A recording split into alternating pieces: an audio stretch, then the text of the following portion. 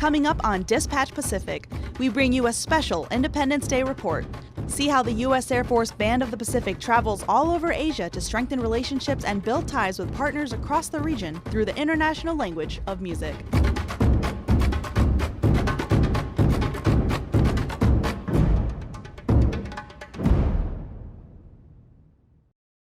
I'm in Ho Chi Minh City, Vietnam with the U.S. Air Force Band of the Pacific, where they're getting set up right now for tonight's Independence Day celebration. Organized by the U.S. Consulate's office, the event brought the band all the way from their home at Yokota Air Base to help commemorate the U.S.'s 241st birthday. Ho Chi Minh City, formerly and still commonly called Saigon, became a part of South Vietnam following the First Indochina War. When North Vietnamese troops captured Saigon, the city was renamed by the Hanoi government after Ho Chi Minh, a Vietnamese communist revolutionary leader and a key figure in the foundation of the Democratic Republic of Vietnam and the People's Army of Vietnam. Fast forward to present day, Ho Chi Minh City is the most populated city in the country and is known as one of the fastest growing cities in the world economically. Vietnam remains an important ally to the U.S., and U.S. leaders have expressed their continued commitment to support Vietnamese maritime security and deepen their defense relationship. In a show of strong partnership and commitment, the U.S. Air Force Band of the Pacific is here in Vietnam to break down barriers, build bridges, and help strengthen relations through the international language of music. But before the band can get to rocking, a lot must happen behind the scenes to put on a show. The band's guitarist, Staff Sergeant Alberto Rosado Perez, and Staff Sergeant Aaron Wybe, and bassist Staff Sergeant Emily Wheaton bring their own axes from Japan, while Staff Sergeant Ben Johnson has a different story. Some guys have the pleasure, the luxury of bringing their own axe, like a guitar, with them. We don't have that luxury since it's such a huge instrument, but I do have the pleasure of using their equipment, which is nice because we can just show up and play. For Master Sergeant Julie Bradley and Staff Sergeant Joanne Griffin, their voice is their instrument. But just having the band assembled still doesn't mean they're ready for a show just yet. The audio engineer, Senior Airman Nate Martin, has a huge role in bringing everyone together. So as the audio engineer, once the system is set up and in place, it's my job then to make sure the musicians can hear on stage, but also make sure that it sounds good out for the audience. Gear is all provided from the sponsors, so we have to sort out what works for us and what doesn't, and then get the sound system up and running from scratch. So going through that step now. Then we're going to get ready to play music for the first time, check the volumes, make sure everybody's happy, and then we'll get ready to play the show. It's going to be good. We've done things like this in the past, and it tends to go pretty well. Audience, I mean, it's a big party, so we're trying to just give them what we can to make that party fun. With setup and sound checks out of the way, the band is back and ready to rock.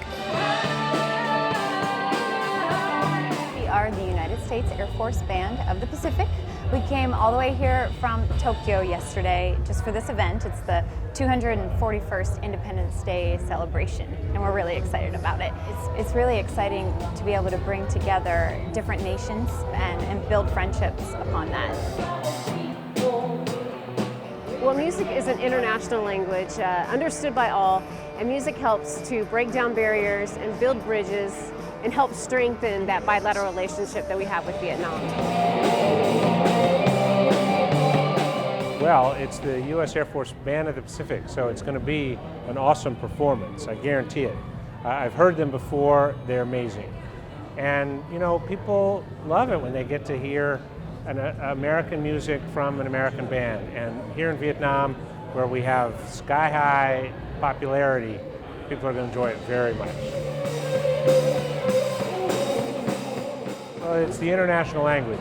You don't have to understand all the tones of Vietnamese. You don't have to understand all of English for us to understand one another. So having the U.S. Air Force Band of the Pacific come here tonight really does help us thank our friends and celebrate our Independence Day. Well, I was in the Air Force in the early to mid-'60s and at the Air Force Academy, and then I was a rock promoter in the mid-'60s until the late '60s.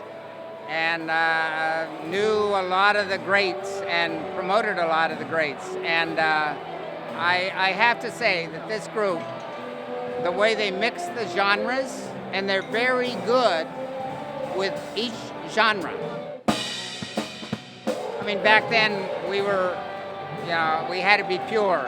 We were either R&B or we were rock or we were country.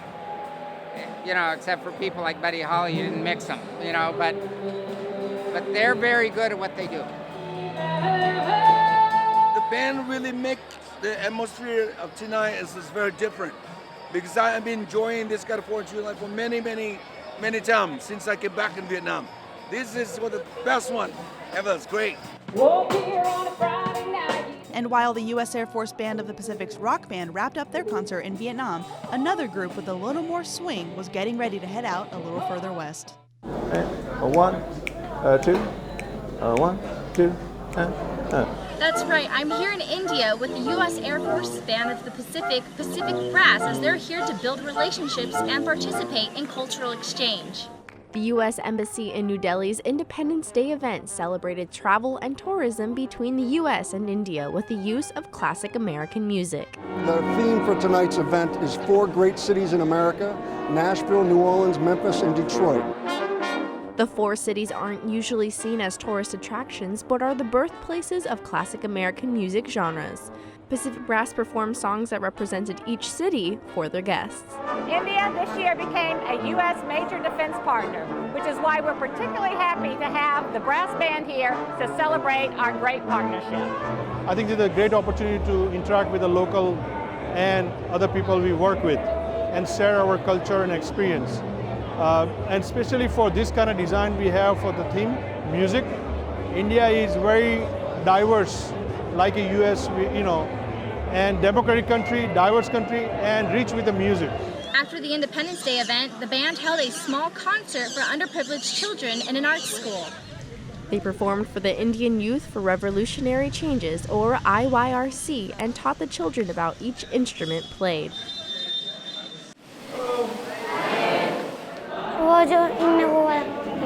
The best part was when they played the song about the aircraft and the airmen. I like all the instruments. I learned about all of them from the instructors. It's called the French horn. समानता मुझे ये लगी कि दोनों के एक तो music Both forms of music are acts of peace in their genres. The key objective of both forms of music is to spread peace in the entire world. Thank you to the Air Force and the U.S. Embassy and those who performed. I feel fortunate for getting close to American music. Thank you. When the concert finished, the band answered questions and took pictures with everyone. Pacific Brass traveled to the American Center to perform with the Indian Air Force Band. So there's perhaps no better way to show the growing partnership between our two nations than to perform together. Both bands performed classic songs before playing together for the final song of the night. And their tunes as well as our tunes, we can share each other. We have to work together and more. The same way, when we are coming to your country, so we have to perform your tune. So though we were working together, naturally we will share together. Master Warrant Officer Alfred also said that this was the second time the Indian band has played with another country's band, and he looks forward to more performances in the future. We're here at the DLF Promenade as the Pacific Brass is about to start their public performance for the local community. One of the reasons that we come to places like the DLF Promenade Mall is to interact with the local population of each community. Here in New Delhi, there are many people that may never see a U.S. military uniform, but playing music and showing the uniform here has a way of breaking down some of the barriers and maybe misconceptions that the people may have of the United States and its military. From all of us at AFM Pacific, thanks for watching.